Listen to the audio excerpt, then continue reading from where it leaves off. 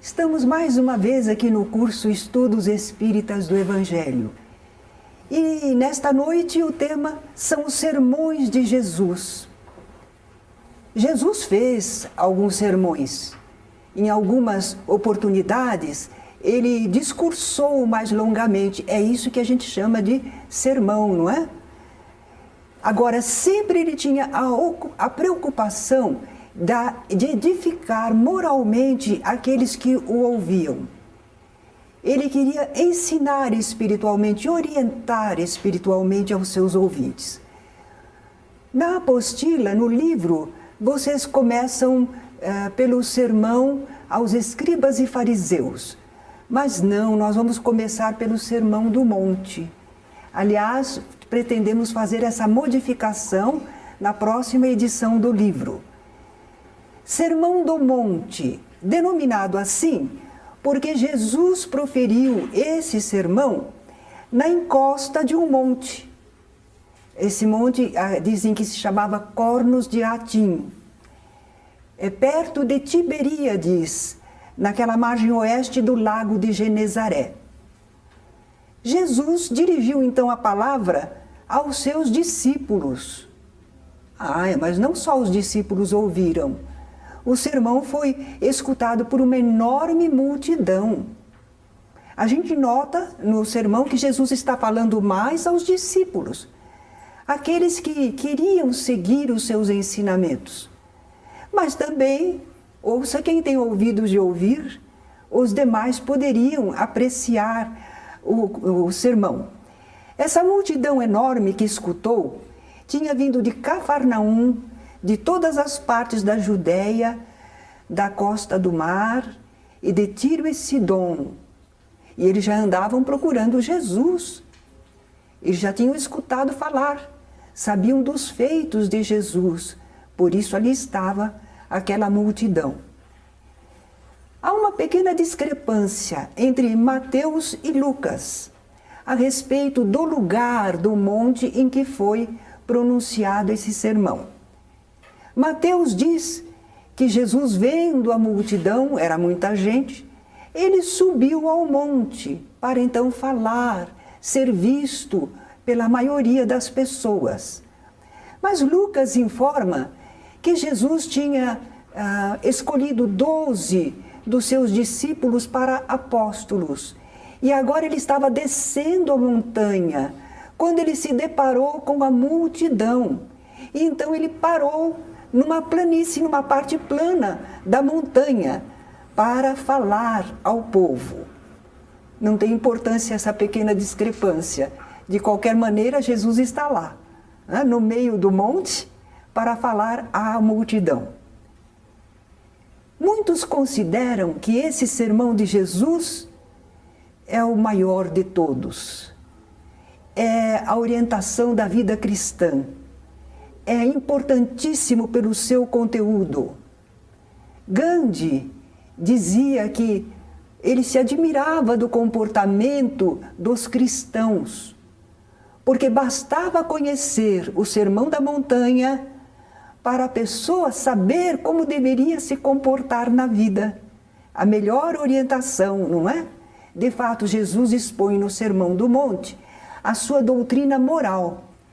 Mas ele faz isso abrangendo vários temas, e sempre de um modo popular, acessível para o povo israelita para o qual ele falava. Ele vai fazer as conotações.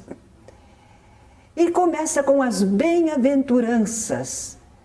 Chama-se assim essa parte, porque a palavra inicial utilizada por Jesus é bem-aventurado, bem-aventurado. Então eles disseram, são as bem-aventuranças. Ele começou por aí o seu sermão. São 8 bem-aventuranças. O que será que Jesus coloca como bem-aventurados? São virtudes, qualidades, são disposições que a pessoa precisa para alcançar o reino dos céus, uma espiritualidade maior. Então, se nós observarmos essas bem-aventuranças, se alguém as exercitar, as cumprir, naturalmente será feliz, Bem-aventurado quer dizer isso, feliz, não é? Ai, que feliz és, bem-aventurado, não é? Porque terá alcançado resultados maravilhosos espiritualmente. A primeira bem-aventurança: bem-aventurados os pobres de espírito, porque deles é o reino dos céus. Como é que o povo fala, pobre de espírito? Fala como feliz? Ou fala como um coitado? Esse é um pobre de espírito. Não é verdade que o povo fala assim com desprezo? Mas Jesus exaltou os pobres de espírito. É que para nós, pobre de espírito é o bobo, é o tolo, é aquele que não compreende as coisas. Mas não foi nesse sentido que Jesus falou. O que seria pobre de espírito para Jesus? É aquela pessoa que se sente pobre de conhecimento espiritual. Tem tanto para aprender. Eu sei tão pouco. Eu sou pobre de espírito. Eu quero mais. Eu quero conhecer, eu quero saber, eu quero sentir. E naturalmente, se a pessoa tem esse desejo e busca a espiritualidade, vai alcançar, não é? Bem-aventurados os pobres de espírito, os que se sentem assim, porque eles certamente alcançarão o reino dos céus, não é? Bem-aventurados os que choram. Imagine, quem está chorando é porque está sofrendo. Ah, mas eles serão consolados. E nós espíritas conhecemos bem, não é? Esse estilo, porque nós temos lá no Evangelho segundo o Espiritismo, o capítulo que trata a respeito, não é? Bem-aventurados os que choram. Choram, mas sem revolta. Choram resignados. Choram, mas apesar disso estão cumprindo os seus deveres. Não estão reagindo violentamente contra ninguém. São as pessoas que estão enfrentando suas provas e expiações, as dores deste mundo, não é? Necessárias, benéficas, porque nos conduzem ao melhor. São felizes aqueles que choram, porque eles vão ser consolados. Se eles sabem sofrer, eles vão se quitar das suas dívidas, vão conseguir a experiência que aquelas lutas trazem, e no final eles verão que valeu a pena suportar. Valeu a pena porque agora eles estarão desfrutando condições melhores na espiritualidade. Bem-aventurados os mansos. Os mansos, porque herdarão a terra. Será? Pobrezinho dos mansos, hein? Ficam sem terra mesmo, não é? Como herdarão a terra? Ah, aqueles que não agridem, aqueles que não são violentos, aqueles que não provocam nem geram novos problemas, eles vão merecer reencarnar na Terra. Vão ganhar a Terra, o planeta, o lar, a morada. Porque nós estamos sabendo que, presentemente, já muitos não estão tendo permissão de reencarnar na Terra, porque ela está passando de planeta de provas e expiações a planeta de regeneração. E é um prêmio poder reencarnar aqui na Terra, não é? Bem-aventurados os que têm fome e sede de justiça. Quanta gente diz que tem fome e sede de justiça. Eu quero justiça. Eu estou injustiçado. Não aguento ver injustiça. A gente escuta isso, não é? Mas se a gente examinar a vida de cada um, às vezes a pessoa não é muito justo, não. Eu pensava que eu era justa, que eu fazia as coisas direitinho. E nós tínhamos empregada, não é? E a empregada não tinha direito nenhum. E a gente achava isso justo. É ou não é? Estou pagando direitinho, pago bem, mas não tinha direito nenhum. O mundo está mudando, não é? A gente diz que tem fome e sede de justiça, no sentido que reconheçam meus direitos, reconheçam meus valores. Mas nós ainda não estamos pensando que nós temos fome e sede de justiça, que todo mundo tenha os seus direitos respeitados, valorizados, não é? Então é muito fácil a gente pensar que a gente é um desses famintos de justiça. Não, precisa ver, não é? Mas aqueles que têm fome e sede de justiça de verdade, eles querem a justiça divina. A justiça divina é a verdade e o bem. Se a pessoa gosta disso, luta por isso, então ela merece viver um plano melhor, cheio de real justiça divina, não é? Merece, ela comprova pela sua conduta, pelo seu modo de ser, qual é a medida que ela quer. Ela quer a medida da justiça, da verdade, da bondade, não é? Bem-aventurados os misericordiosos. Aí já não se falou de justiça, né? Aí já não é questão de justiça, mas é a questão de quem se compadece, tem pena, tem compaixão, não é justo, é misericordioso, não é? Bem-aventurados os misericordiosos que se compadecem das criaturas, porque alcançarão também misericórdia.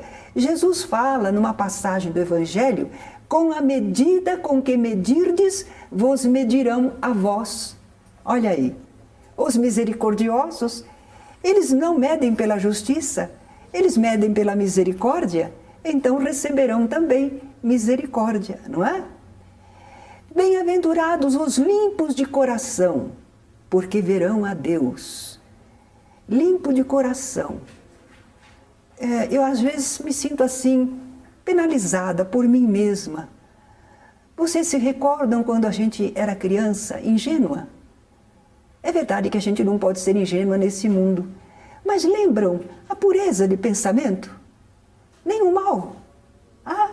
Nós desconhecíamos certos conceitos, certas práticas, certos modos de ser. Para nós a vida era limpa, pura, não é? Coisa linda. E a gente perdeu, não é? A gente perdeu um pouquinho disso, não é? Os limpos de coração não têm malícia nem maldade. Agem com toda pureza, sinceridade de propósitos. Não pactuam com o mal. Então, uma pessoa que tem uma sensibilidade limpa, o que acontece com ela? Ela consegue perceber melhor em si mesma o que é realmente espiritual, puro, sincero. Às vezes nós estamos de paladar embotado, porque nós nos permitimos tantas coisas que nós às vezes temos dificuldade de reconhecer o que é puro, o que é simples, o que é bom. Então os limpos de coração verão a Deus, porque eles não estão comprometidos. Eles não têm malícia nem maldade. Eles sentem, eles percebem a realidade espiritual, o amor de Deus, a presença divina. Eles veem a Deus em todas as coisas, não é? Bem-aventurados os pacificadores, porque serão chamados filhos de Deus. Pacificador, aquela pessoa que procura conciliar tudo e todos e favorece a harmonia geral. Essas pessoas merecem gozar a paz, porque elas vivem a paz, elas instalam a paz. Então merecem. Agora, ser chamado filho de Deus, porque Deus é de amor, Deus é de paz, não é? O nosso Deus é de guerra. Não, de perfeita paz, paz que vem da ordem do universo, da perfeição da vida universal. É aquele equilíbrio perfeito, não é? Então a pessoa que se esforça por ser conciliante, pacificadora, merece ser chamada filha de Deus, não é? Realmente. Bem-aventurados os perseguidos por causa da justiça. Agora não é só que a pessoa ama a justiça, ela luta pela justiça. E porque ela luta pela justiça, ela vem até a ser perseguida, porque ela está tentando instaurar a justiça. E a justiça, nós já sabemos que não é a vingança, não é? A justiça mesmo, restaurar o equilíbrio das coisas. Muitas vezes, nas reuniões mediúnicas, um espírito vingador diz: eu estou fazendo justiça. E nós explicamos: não, você está fazendo vingança. Olho por olho, dente por dente. Deus faz justiça. porque ele faz a gente reequilibrar tudo, colocar tudo de volta no lugar certo. Isso é justiça. Agora, vingança é olho por olho, dente por dente, não é? Então, aqueles que são perseguidos por causa da justiça são esses que estão procurando instaurar esse equilíbrio, essa correção entre os seres. Mas eles vão ser perseguidos, porque nem todo mundo está querendo justiça. E os seus direitos atravessados? E os interesses? Ah? E aqueles que estão mancomunados vão gostar? Não vão gostar. Então, esses desejosos da justiça começam a ser perseguidos. Mas Jesus ainda completa: bem-aventurados sois quando por minha causa vos injuriarem e perseguirem. Olha como Jesus está falando realmente para os seus seguidores, não é? Eles iriam ser perseguidos, injuriados, caluniados. Vejam bem, vos injuriarem e perseguirem e mentindo, disserem todo o mal contra vós. Quer dizer que se for verdade não é mentira não é? Se falarem o mal contra nós, mas porque nós devemos, mas se eles estiverem mentindo, estiverem nos acusando de coisas que não fizemos, só porque nós estamos procurando seguir a Jesus, então eles iriam sofrer isto, mas Jesus já estava dizendo: vocês são felizes quando acontecerem estas coisas, regozijai-vos e exultai, porque é grande o vosso galardão nos céus. Um galardão, uma recompensa, não é? Isso é um simbólico. Pois assim perseguiram aos profetas que viveram antes de vós. É verdade. Antes de Jesus, Jesus vai falar isso na parábola dos lavradores maus. Muitos mensageiros do Senhor, que eram profetas, porta-vozes aqui na terra, foram perseguidos, não é? Então Jesus está aludindo a alguma coisa que realmente aconteceu na história dos israelitas. Muitos profetas foram maltratados, perseguidos, por causa do bem que eles representavam, não é? E ao final dessas bem-aventuranças, Jesus então exorta os seus discípulos a empregarem as qualidades que Deus lhes deu, que eles sirvam à humanidade com essas qualidades. Porque Deus nos criou e nos deu certas qualidades, certo potencial. Somente para nosso uso egoístico? Não, é para servir, não é? Deus nada inútil faz. Deus não faz nada mal. Nos criou, nos deu estas condições, estas possibilidades, é para servirmos. E Jesus então exorta que usem essas faculdades, essas virtudes, essas possibilidades, essas forças, sem se deixarem corromper. É aí que ele fala do sal da terra. O sal equilibra, o sal preserva, o sal dá um paladar especial às coisas. Espiritualmente ele está comparando que o virtuoso, a criatura de virtudes, ela equilibra o meio social, o ambiente em que vive. Ela permite que a gente sinta que há alguma coisa melhor do que o comportamento comum das pessoas. A maldade, a mentira, ele mostra no seu procedimento alguma coisa melhor, não é? Esse é o sal da terra. Está preservando a vida social. Ai de nós se não fossem as pessoas boas. Esse mundo já teria concluído numa debacle total, não é? Mas graças a Deus há muita gente que é o sal da terra. Trabalha, cumpre os seus deveres, paga os seus impostos, cuida de sua família, pensa em Deus, cumpre os seus deveres morais, não é? Então são o sal da terra. É muito necessário, mas de Jesus que não pode se deixar corromper. Porque se o sal perder a sua qualidade, para que serve? É um pozinho, é uma terrinha, não tem valor maior.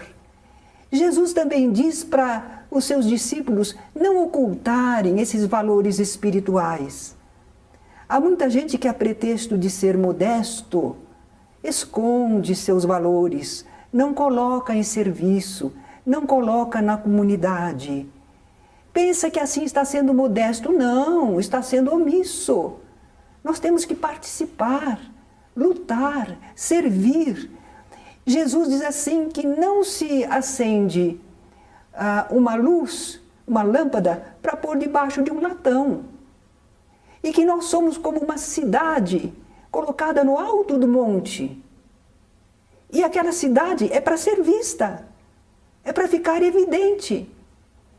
E Deus colocou em nós, nós somos um corpo de barro, mas nós somos uma inteligência. Olha aí o pavio, a luz. Nós somos uma luz que não é para ficar escondida no corpo de barro, é para brilhar. Deus colocou na altura, que é para ser evidente. Não é para sermos vaidosos, não é para nos exibirmos, mas é para não ocultarmos a luz que há em nós. Todos nós possuímos luz do entendimento, do sentimento, da capacidade de ação. Se temos, é para pôr em ação e ficar evidente no meio social.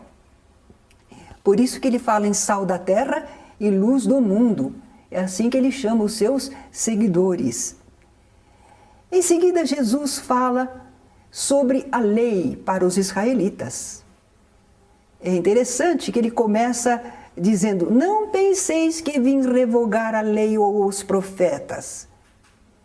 Porque certamente ele sabia que na hora que ele começasse a falar, o pessoal pensaria, ele está revogando a lei, ele está alterando a lei. Então já avisou: não penseis que vim revogar a lei ou os profetas. Não vim revogar, mas cumprir.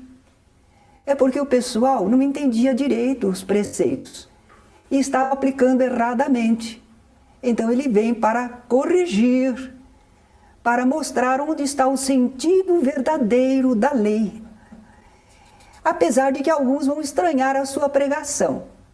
Por isso ele começa a relembrar as ordenações da lei mosaica, confirma e depois esclarece e desenvolve o verdadeiro entendimento sobre a vontade de Deus. Vejamos as ofensas, por exemplo. Eles sabiam, não matarás. Estava lá na lei, não é? Mas Jesus mostra que não é só tirar a vida do semelhante. É tudo aquilo que demonstra animosidade, aquilo que fere, aquilo que não respeita o próximo, não é? Então, até uma palavra, uma ofensa, nós estamos contra a lei divina. Estamos matando, às vezes, a esperança de alguém, a oportunidade de alguém, não é? Ele convida também que nós estejamos assim atentos à reconciliação com o semelhante, a compreensão, o perdão. Não podemos ficar endurecidos. Não é só matar o corpo. Temos que estar prontos ao entendimento entre nós. Por quê? Aí Jesus apela para uma realidade.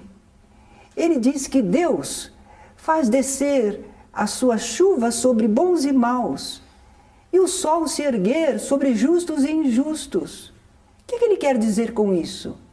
Deus não escolhe para beneficiar. Deus é sempre bom. Seja a pessoa justa ou injusta, seja bom ou mal, todos recebemos o ar, o sol, as bênçãos da vida da mesma maneira. Deus escolheu? Para você eu gosto, para você não gosto não. Deus fez isso conosco? Não. Os benefícios vêm para todos.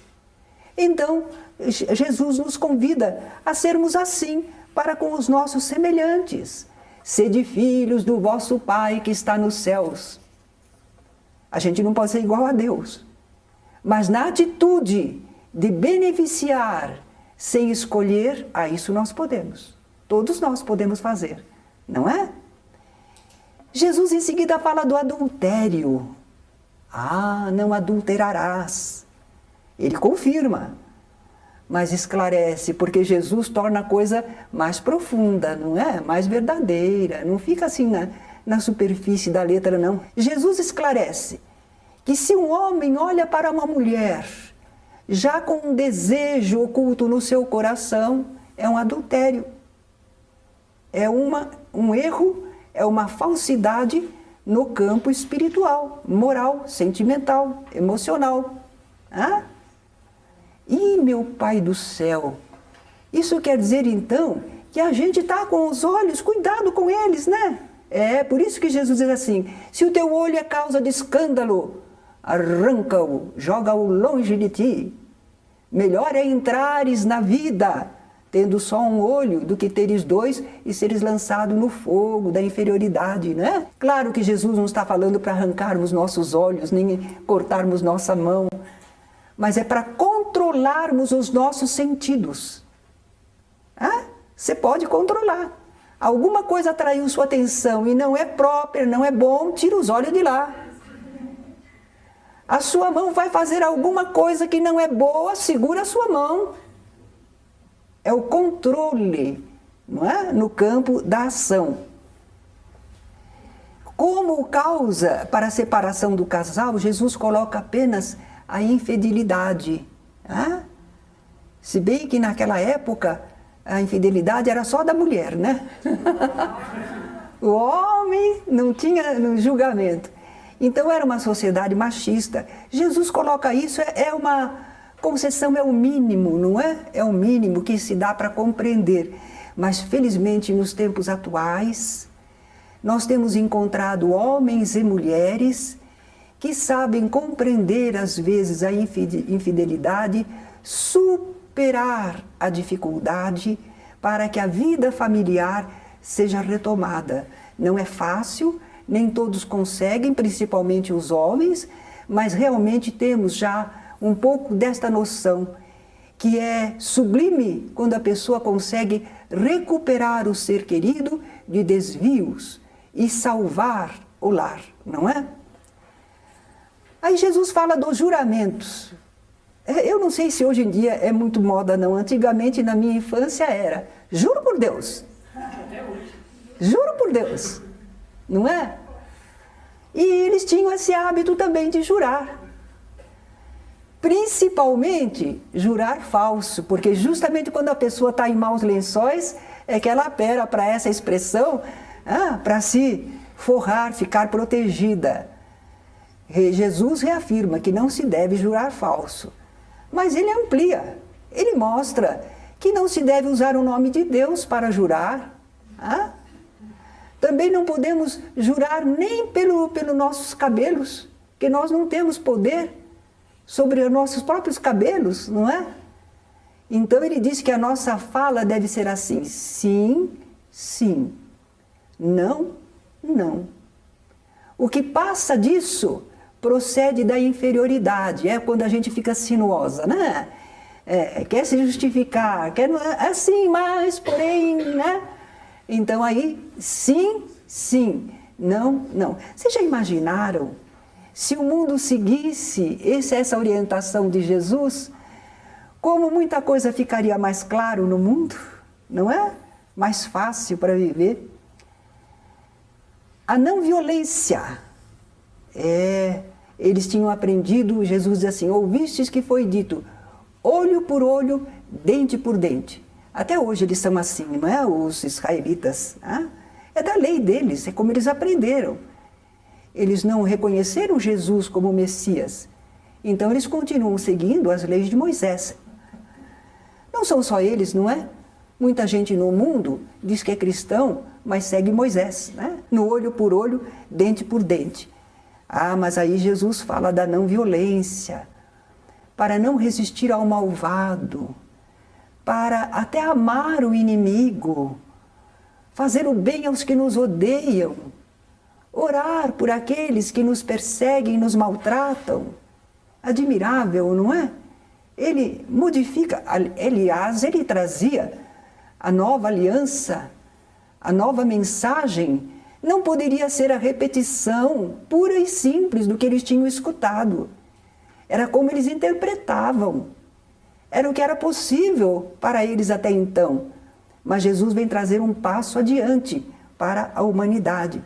E fala da cooperação voluntária, da não resistência, né? Se alguém te obrigar a caminhar 1 milha, vai com ele 2. Não te desvies daquele que quiser que lhe emprestes. Tudo isto, é claro, nós vamos ter que usar bom senso para não sermos joguetes das pessoas. Mas realmente é uma regra de misericórdia, de bondade, de colaboração, não é? Muitas vezes as pessoas não são capazes de sobreviver sozinhas, então vão precisar de empréstimo. Não é? Nós não podemos ficar à mercê dos ociosos, daqueles que não querem trabalhar, mas também não podemos deixar que pessoas menos habilitadas passem fome, tenham carência, quando podemos ajudar, não é? Jesus fala também sobre o amor ao próximo. Eles tinham aprendido assim: amarás o teu próximo e aborrecerás o teu inimigo. Não vai gostar do inimigo, não.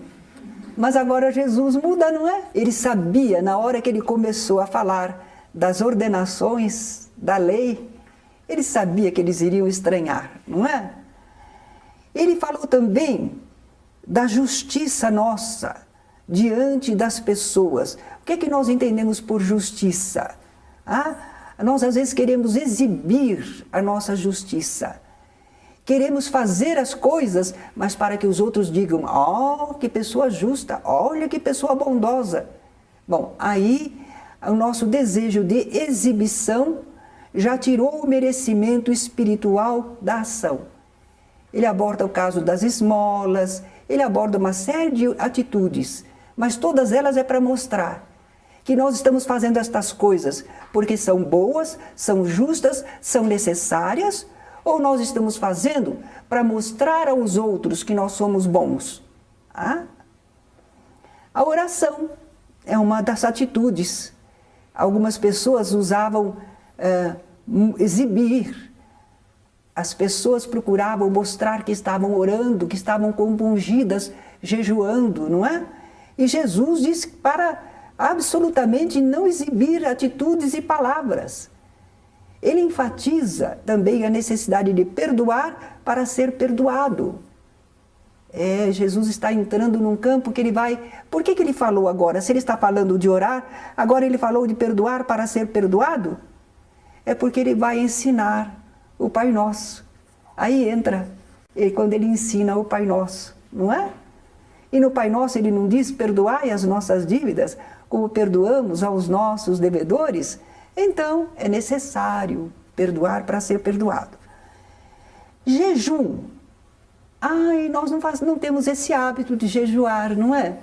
Algumas pessoas acham que o jejum orgânico é saudável, alivia o organismo, deixa mais leve, a pessoa fica mais saudável, diz que é bom, não é? Eles tinham o hábito de jejuar, mas não só por causa de saúde.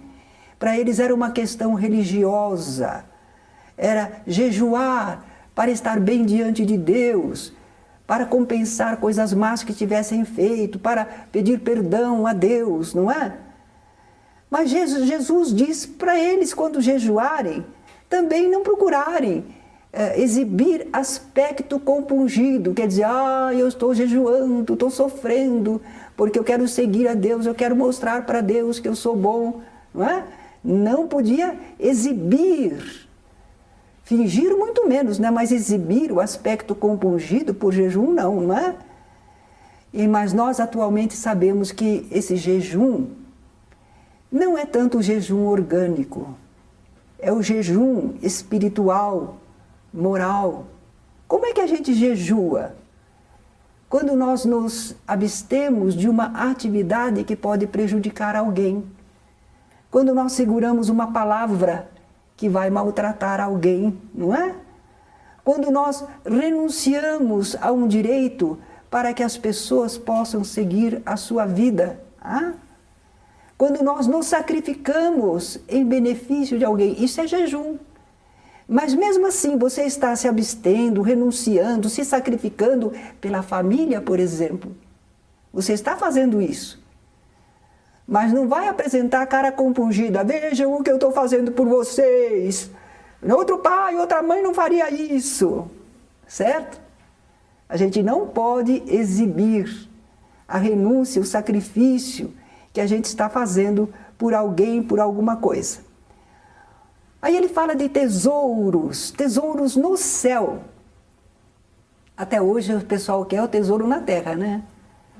Gostam muito do tesouro na terra. Mas o tesouro na terra tem um problema. A traça rói, a ferrugem corrompe e o ladrão rouba. Ai, que trabalho para segurar, né? É muito difícil.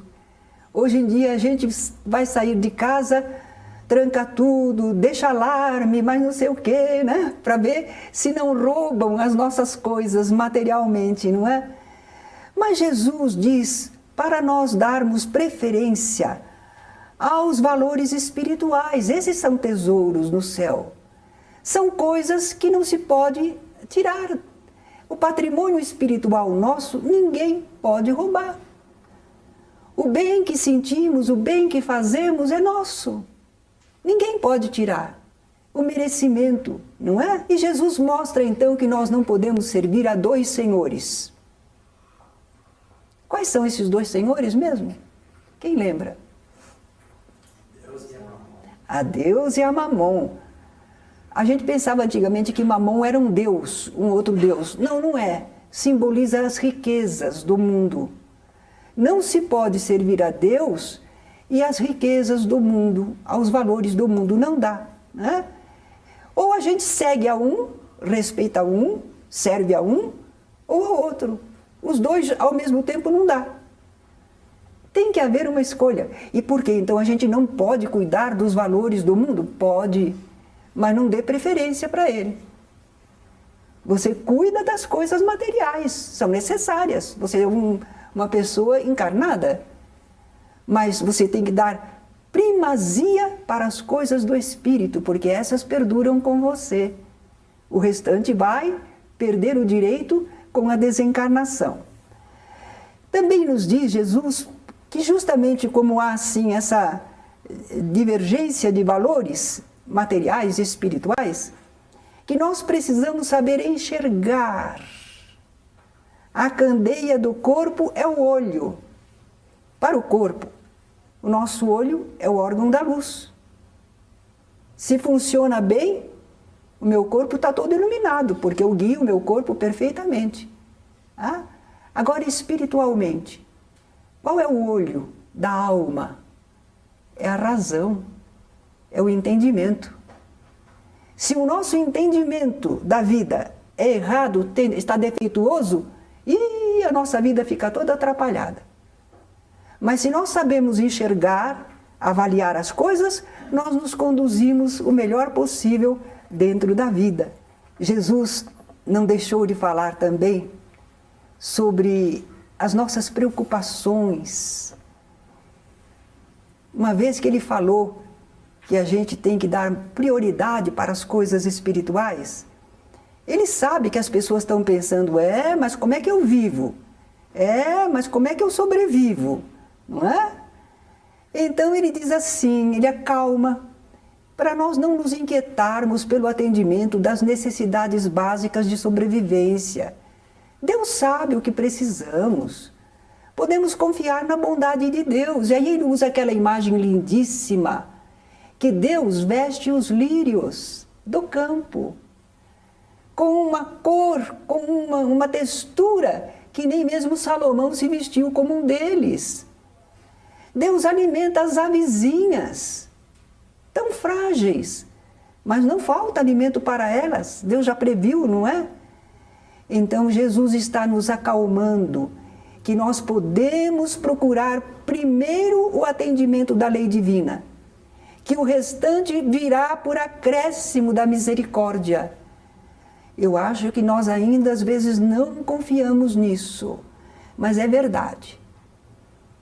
Porque se a gente notar grandes vultos da humanidade, como Marie Curie, né? A que descobriu o rádio, ela não tinha dinheiro, ela era pobre, trabalhou a vida inteira, devotadamente, tinha só um vestido para grandes oportunidades, era aquele vestidinho e não tinha outro, não é?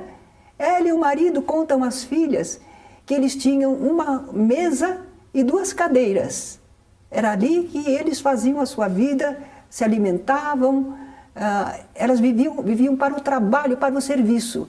Entretanto, que tarefa que ela deixou no mundo. Que vida abençoada. Materialmente, usufruiu, ostentou? Não.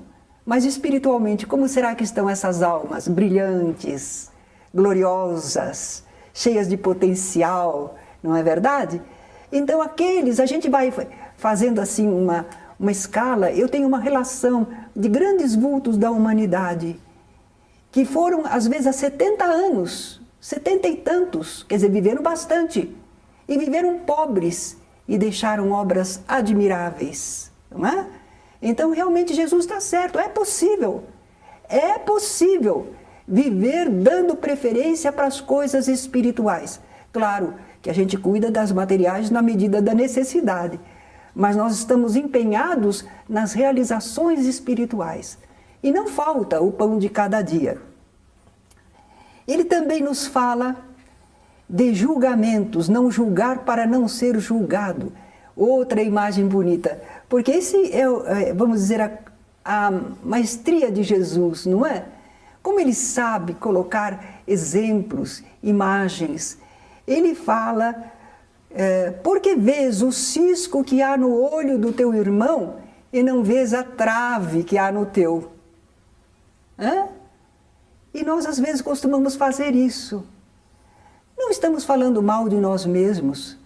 Estamos procurando apenas nos firmar em Jesus, nos alertarmos para agirmos melhor, porque nós podemos agir melhor.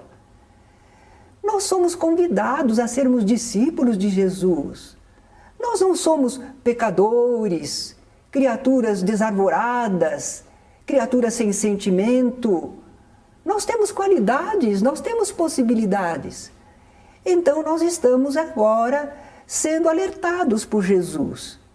Como devemos agir, o que podemos fazer de bom. Não é? Se nós estamos querendo julgar os outros, diz Jesus que primeiro a gente precisa tirar a trave do seu olho para depois tirar o cisco do olho do nosso irmão.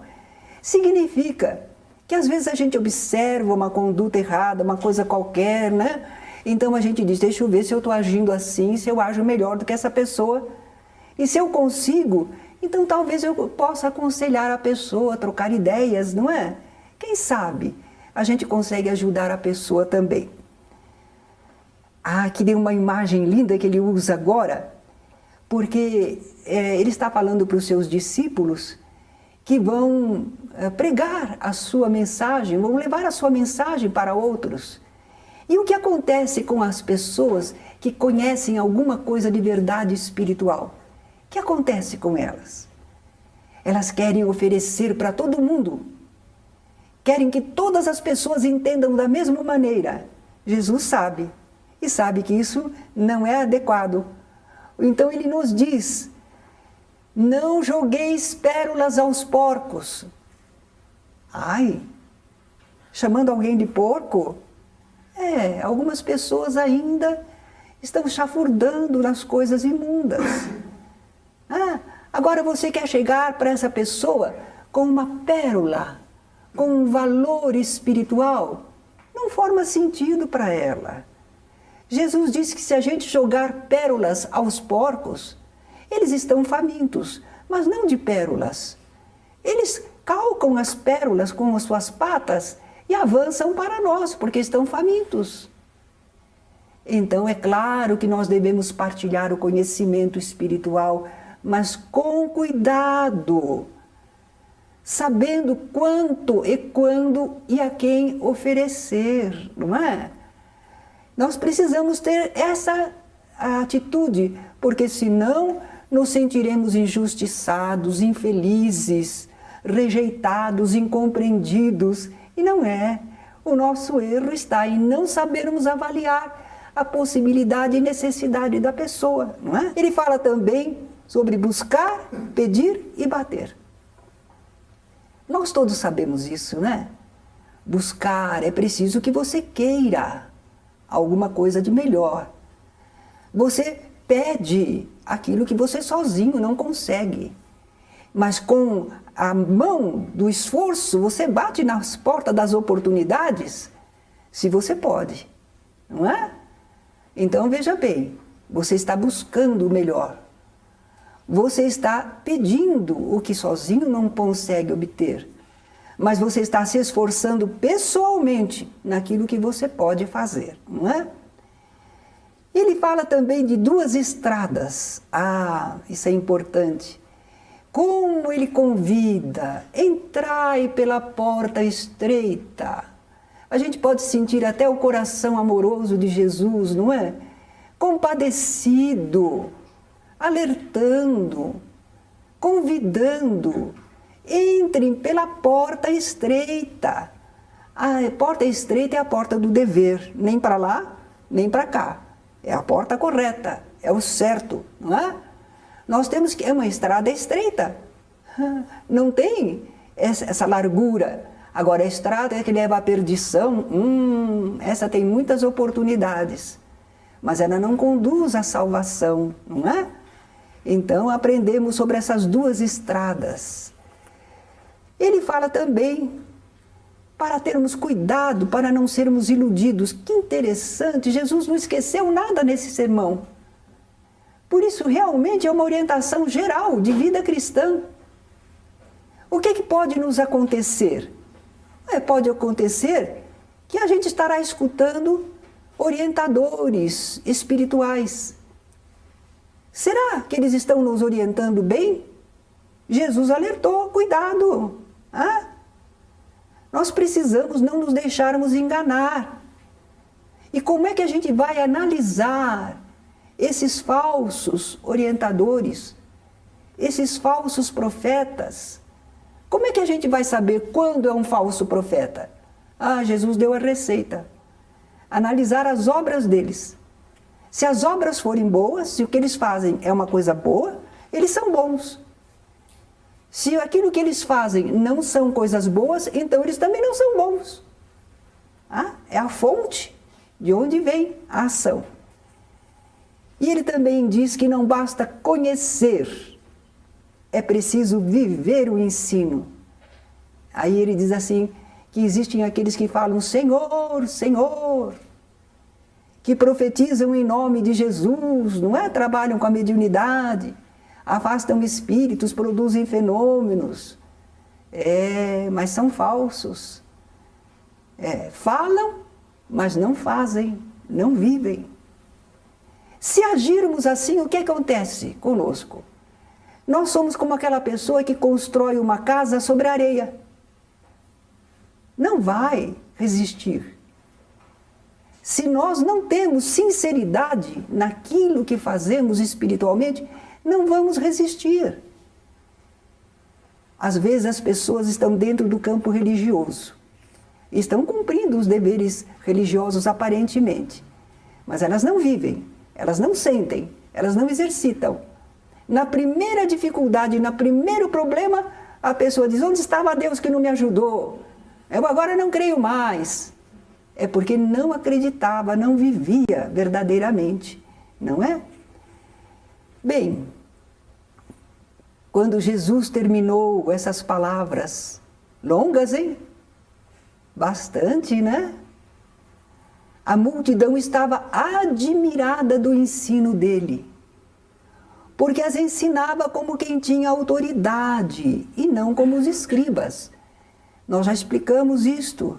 Os escribas citavam as leis, citavam as ordens, como diz Moisés, como diz o profeta tal, como nós também espíritas fazemos, né? Nós dizemos, como disse Emmanuel através do Chico Xavier, como fala Allan Kardec em O Livro dos Espíritos, nós ensinamos como os escribas, através de citações. Mas Jesus não, ele tinha autoridade própria. Ele vinha com uma mensagem pura, Não precisava se firmar neste ou naquele. O povo percebeu e se admirava disso. Quando Jesus desceu do monte, acompanhavam-no grandes multidões. O Sermão do Monte catalisou muita gente, empolgou bastante pessoas, né? Bem, esse foi o Sermão do Monte. Eu sei que a Julieta faz a aula e mostra em projeção todo o Sermão do Monte. Nós fizemos aqui um apanhado. Agora, por favor, vocês leiam no livro e peguem a Bíblia, não é? Peguem lá a página do Novo Testamento em Mateus e leiam, comparem com aquilo que nós colocamos no livro, que está tão sucinto, tão resumido. Jesus ainda fez 2 sermões de instrução, 3, de instrução aos discípulos. Esse nós só vamos mencionar. Um foi especialmente aos apóstolos. Quando ele escolheu 12 para seus apóstolos, ele preparou-os para a tarefa, disse como é que eles iam agir, onde que eles deveriam ir, como deveriam falar, que cuidados deveriam tomar, as dificuldades que eles encontrariam, mas também ele falou sobre os estímulos e as recompensas. Ele era um mestre de verdade, ele não ocultava, ele alertou, não é fácil, vocês vão enfrentar todos estes problemas, mas aí ele falou das bem-aventuranças, dos estímulos, das recompensas, dos galardões que receberiam, né? Ele falou também um sermão profético. Jesus e seus apóstolos estavam saindo do templo certa vez. Os discípulos chamaram a atenção de Jesus para a imponência do edifício do templo. Olha que pedras e que monumentos. E é aí que Jesus fala, né? Dias virão em que não ficará pedra sobre pedra que não seja derrubada. Foi um choque enorme. Porque para os israelitas, o templo que eles haviam erguido para o Senhor era a segurança, era a certeza do apoio divino. Eles confiavam, eles se sentiam bem. E Jesus diz que vai ser tudo derrubado, não vai ficar pedra sobre pedra. E olha que no futuro aconteceu isso mesmo, não é? Mas, mesmo que não acontecesse materialmente, afinal de contas, nada de construção material dura para sempre, não é? Jesus, então, causou grande impacto com sua resposta. Mais tarde, no Monte das Oliveiras, os discípulos indagaram: quando sucederão estas coisas? Que sinal haverá da tua vinda e da consumação dos séculos? E Jesus, então, fala sobre o fim dos tempos, os sinais, não é? Olha, isto vocês podem ler muito bem no livro Gênese, de Allan Kardec, não é? Fim dos tempos. Jesus fala sobre os falsos profetas, para não se enganarem, que haverá guerras e rumores de guerras, mas ainda não será o fim. Fala de fomes e terremotos, porém são apenas os princípios das dores. Fala que eles serão perseguidos e odiados por tanta gente, não é? E ele diz que por se multiplicar a iniquidade, a injustiça, o amor se esfriará em quase todos. Gente, não é o que está acontecendo hoje, não. Muita gente boa está ficando assim, o amor está esfriando. A pessoa não está acreditando mais, não é? Não dá para acreditar. Olha como é que está esse mundo. O que adianta a gente ser bom, não é? O amor se esfriará em quase todos, quase. Quem sabe nós estamos nesse quase. Mas aquele que perseverar até o fim será salvo. Olha aí, se a gente perseverar no que é certo, no que é justo, nós nos salvaremos do desencanto, do erro, da maldade. Não é? Nos salvaremos disso tudo. Quando o Evangelho tiver sido pregado por todo mundo, para testemunho a todas as nações, então virá o fim. Epa. Logo agora, que todo mundo ficou sabendo as coisas direitinho, agora que vem o fim. É o fim do erro, o fim da maldade, não é? Jesus fala também sobre a grande tribulação e a vinda do Filho do Homem. Quando ele fala isso, ele aí pega uma série de parábolas para que fique mais claro tudo aquilo que ele está dizendo.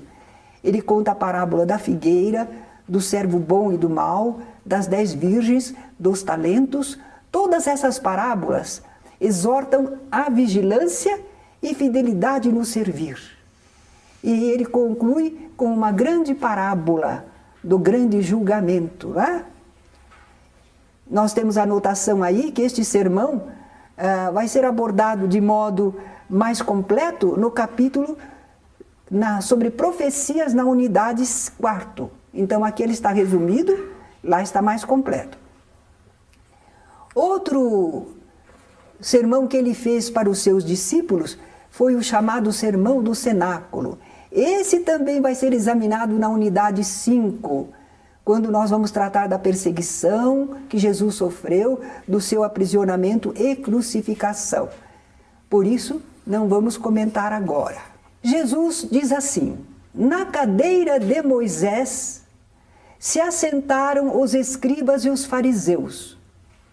A cadeira de Moisés é a lei de Moisés, não é? A ordenação de Moisés, onde Moisés manda o que ele recomenda. Nessa cadeira se assentaram os escribas e os fariseus. Eles tomaram lugar lá. Nós somos aqueles que falam em nome de Moisés. Nós somos os doutores da lei. Nós somos os expositores de Moisés, da lei mosaica, não é? Na cadeira de Moisés se assentaram os escribas e os fariseus. Observai, pois, e praticai tudo o que vos disserem. Olha, Jesus não está contra eles, não, né? Não está desautorizando. Diz que pode prestar atenção, que eles sabem ensinar, que eles falam correto. Não é errado, não, o que eles ensinam. Mas não procedais em conformidade com suas obras, porque dizem e não praticam. Aproveitem o saber deles, mas não acompanhem seus atos, porque eles não agem direito, não é? É sabedoria de Jesus, não é? Porque é preciso que haja pessoas que conhecem a lei, que ajudem a divulgar, não é? A orientar o povo. Mas é preciso saber avaliar, aproveitar o que as pessoas têm de bom e não ficar achando que a pessoa é santa e perfeita, não é? Mesmo no movimento espírita, já houve casos, não é, em que os espíritas entraram bem, não é, por causa disso. Achando que a pessoa sabia muita coisa, acreditaram que a pessoa fosse correta, de acordo com o que ela falava, não é? Vamos ver o que mais Jesus achou dos escribas e fariseus. Atam fardos pesados, difíceis de carregar, e os põem sobre os ombros dos homens. Quer dizer, fazem a coisa bem difícil, viu? Ensinam leis duras. Os escribas e fariseus faziam isso. Eram muitas observâncias, difíceis observâncias. Coitado do povo, não sabia nem se estava certo ou se estava errado. Eles não entendiam. Eles tinham que perguntar. Isso está certo? Faço? Não faço? Posso? Não posso? Errei, o que é que eu faço agora? Eles viviam assim. O povo ficava na dependência deles. Eles, porém, nem com o dedo querem movê-los. Punham obrigações pesadas sobre as criaturas. Deve, precisa, Deus quer, Deus manda. Mas eles mesmos não movimentavam essas leis, não movimentavam esses fardos, não é? E diz também que quando convinha os seus interesses, eles até diziam que eles estavam isentos. Gente, nós não temos nada contra religião nenhuma, mesmo porque nós estamos aprendendo, né? Nós espíritas, que nós somos as mesmas criaturas que estão evoluindo através de muitas encarnações. E já participamos de muitas religiões, talvez colaboramos, erramos, acertamos, não é? Então nós não temos nada contra as religiões particularmente, mas às vezes analisamos certa conduta, certo modo de ser, não é? Porque alguns pastores se julgam isentos. É para o povo, não para mim. Porque eu sou um servo do Senhor. Tenho tais e tais regalias. Eu tenho tais e tais direitos. Estou na seara do Senhor. Aliás, os espíritas também precisam tomar cuidado com isso. Porque às vezes a gente pensa que porque está trabalhando na seara, que a gente tem que ter privilégios. Como é que os espíritos deixaram me acontecer isso? Eu estou trabalhando na seara, não podia me acontecer isso. Eu escutei uma senhora falar isso certa vez. Uma espírita que entendia bastante coisa. E ela disse que ela brigava com os espíritos quando acontecia alguma coisa que ela achava que não devia acontecer para ela, não é? Veja, nós estamos enganados, não temos privilégios, né? Praticam todas as suas obras com o fim de serem vistos dos homens. Por que eles queriam fazer isso? Porque aí as pessoas ficavam impressionadas e acreditavam que eles eram puros e autorizados espiritualmente. E aí eles tinham poder sobre as pessoas. Por isso. Por que eles procuravam mostrar-se melhores do que eram? Para ter poder sobre as criaturas, não é? Pois alargam os seus filactérios e alargam as suas franjas. Nós já sabemos, não é? Que eles usavam, nós vimos, né? A aula dos filactérios. Lembra que a gente trouxe até? Foi, né? Esse ano já. A gente trouxe aqui para mostrar como é que são. Em torno da cabeça, dos pulsos. Eram leis que eles deviam recordar no pensamento e na ação. Era só para isso. Mas não era por causa de ter esses filactérios que eles estavam procedendo bem. Ah? Amam os primeiros lugares nas ceias e as primeiras cadeiras nas sinagogas e as saudações das praças. Eu me recordo muito aqui no nosso centro, o seu Gustavo, fundador da casa, não é? Ele não gostava de aparecer, às vezes ele precisava presidir alguma reunião, tudo. A gente insistia, seu Gustavo, e ele se desculpava, não sei se é verdade, ele dizia assim, sabe o que é? É que eu às 5 horas da manhã já estou acordado, e eu me movimento o dia todo, então quando chega ali, se eu sento ali, eu durmo. Ele se desculpava assim, mas eu acho que era modesto, não é? Ele não queria ficar aparecendo como o chefe, como o dono. Ah? E eles adoram também serem chamados pelos homens rabi, rabi, querem ser reconhecidos como mestre. Mas olha o que Jesus vai falar. Vós, porém, não queirais ser chamados rabi, porque um só é o vosso mestre, e todos vós sois irmãos. Entre os companheiros que estamos há anos lidando juntos, aí nos cursos, há um costume que eu tenho até pedido que não, mas está difícil de eu corrigir. Eles falam, a mestra, inclusive a Fátima falou isso outro dia, mas não é bom. Não é bom, porque nós estamos aqui com o Evangelho dizendo, né? Olha, todos vós sois irmãos, um só é o vosso mestre, é Jesus, não é? Ah, nós somos aqui colaboradores, claro, uns aprendemos com os outros, uns chegaram antes dos outros, tudo bem. A ninguém na terra chameis pai, ou mãe, né? Porque um só é o vosso pai, o qual está nos céus. E olha como nas religiões não é costume, pai, padre, pater, reverendo pai, não é? Olha, não devemos aceitar. Nem vos chameis guias, porque um só é o vosso guia, o Cristo. Nós não temos nada nosso. Nós somos repetidores de doutrina espírita do Senhor, dos servos do Senhor, através da codificação de Kardec, não é? Nós não temos nada, ou temos. Nós criamos alguma coisa, nós sabemos alguma coisa, nós repetimos E graças a Deus que a gente pelo menos entende e pode repetir. Né? Nós temos nosso lugarzinho, nossa função, como não? Como não? Mas nós não criamos nada, né? Quem a si mesmo se exaltar será humilhado, e quem a si mesmo se humilhar será exaltado. Olha aí a preocupação nossa. Também não gosto daquela expressão do pessoal que, a pretexto de ser modesto, se desfaz. Quem sou eu? Não. Não é verdadeiro. Porque nós temos nossas qualidades, não temos? Nossas aptidões, não temos? O que nós não podemos querer é exaltado, não é? Não. Mas, por exemplo, nós temos companheiros entre nós, eu me recordo da Odila Gisolfi. Nem sei onde ela está, o que acontece, nossa companheira aqui da casa. A Odila Gisolfi fazia as preces mais lindas e enternecedoras que eu já ouvi. Eu embarcava junto com ela na oração.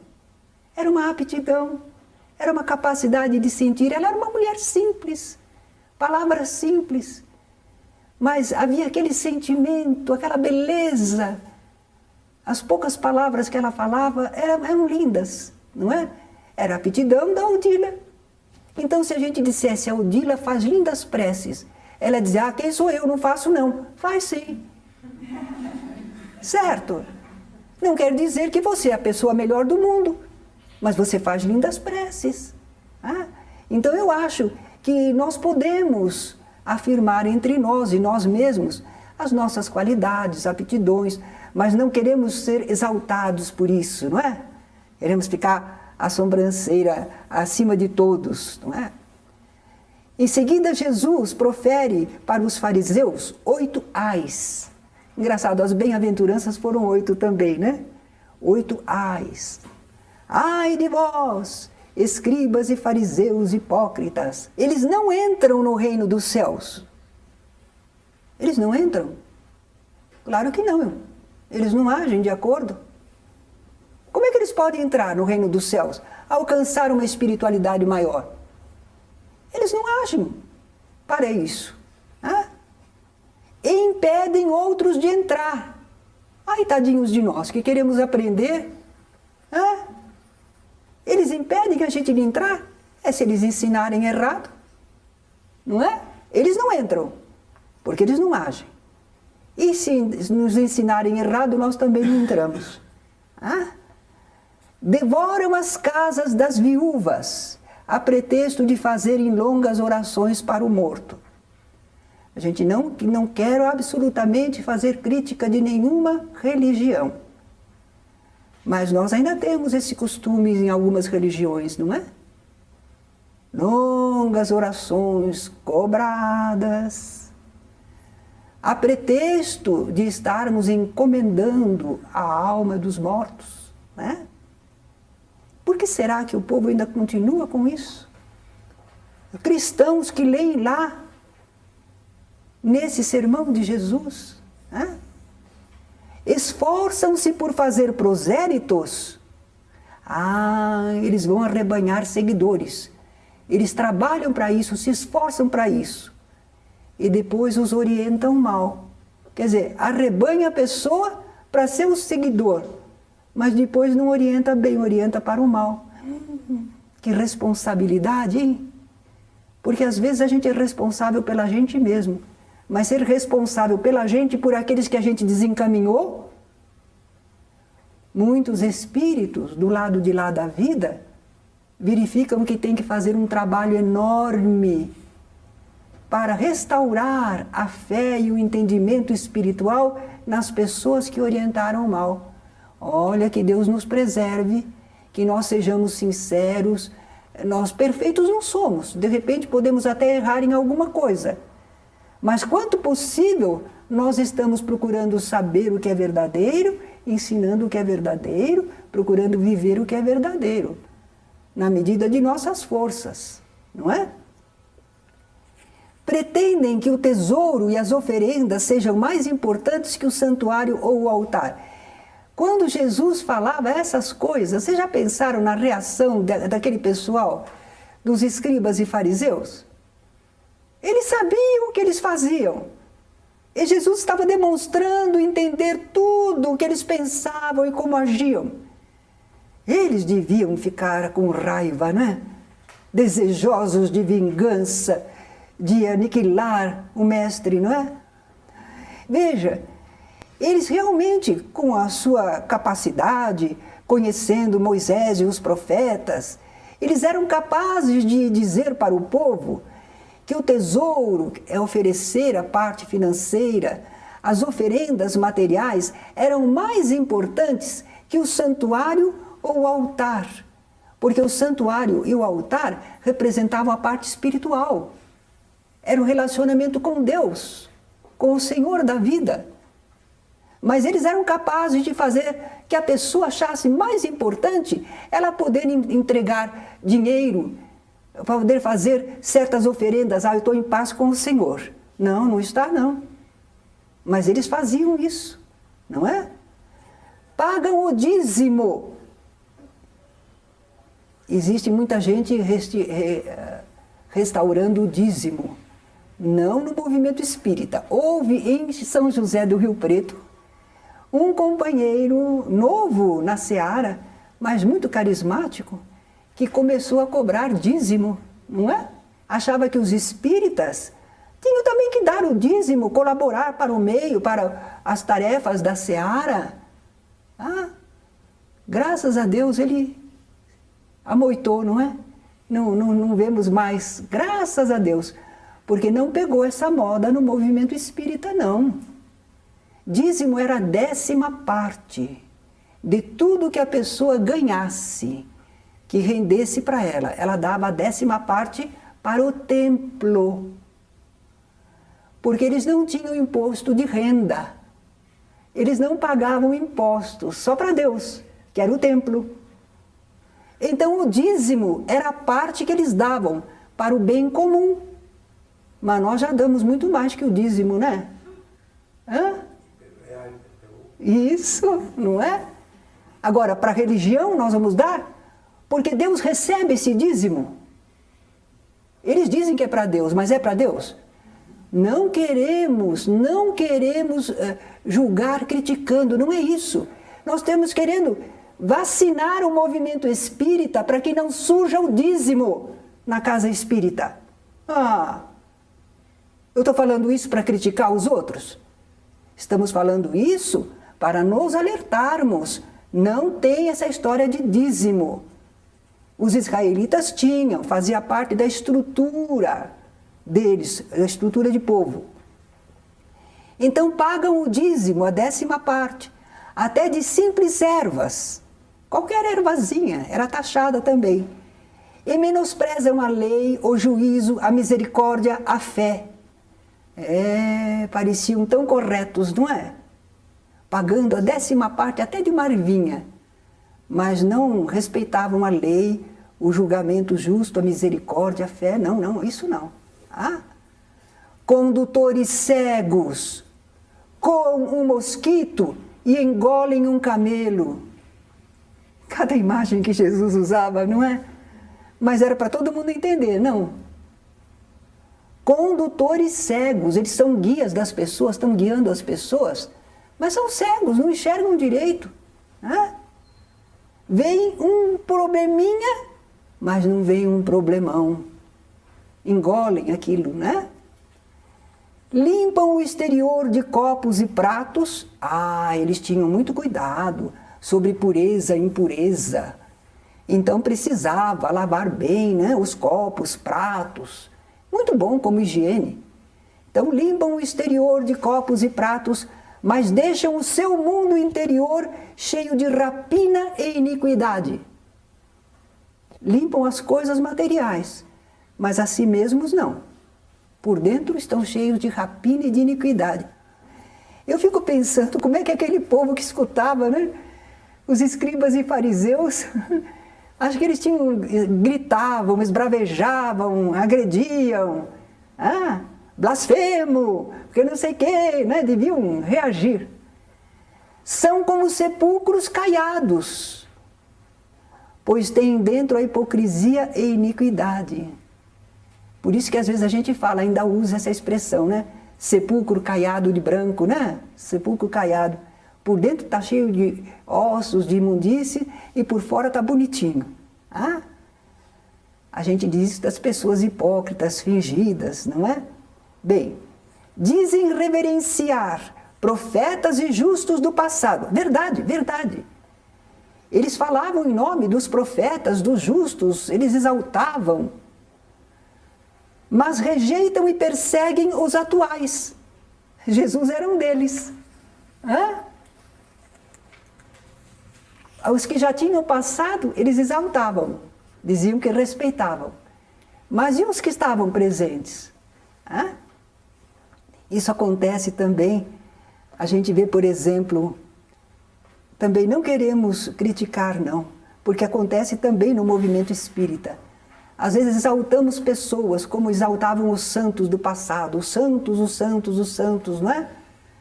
Tem tanta gente santa que estava por aí vivendo bem e o pessoal não respeitou, não cuidou, não apoiou, não é? Da mesma maneira, são sepulcros caiados, não é? Ah, nós às vezes não prestamos atenção, mas nós temos que estar vigilantes, para não sermos como os escribas e os fariseus hipócritas, não é? Eu quero crer que nós somos sinceros. Nós podemos não ser perfeitos, não acertar em tudo, mas nós somos pessoas sinceras, somos pessoas de bem. Como é que o povo fala? Ele é do bem, não é? Não é assim? E até com uma expressão bonita, não é? Sintetiza tudo. Essa pessoa é do bem. Ah? É formidável. Não diz religião, não diz, é o bem, né? Aquilo que realmente é de acordo com a lei divina. Então eu acredito que nós somos pessoas de bem, pessoas do bem, não é? E nós temos só que ficar vigilantes, de acordo com o ensinamento de Jesus, sermos bons cristãos, verdadeiros cristãos. Não sermos fingidos, não sermos falsos. Isso não vai adiantar para nós, falsidade. Pode ser que em outras encarnações a gente incorreu em problemas assim. Mas acredito que do lado de lá a gente viu, enfrentou as consequências. Nós sofremos com as consequências e acho que agora a gente já está vacinado, né? Já está mais calejado. Não. E nesse ponto não caio mais. Não sou perfeito, não faço tudo direito, mas respeito a lei divina, procuro agir de acordo com o ensinamento de Jesus e é isso que nós podemos fazer, né? Estamos aprendendo com os sermões de Jesus alguma orientação um pouco mais para a nossa vida. Agradeço a vocês.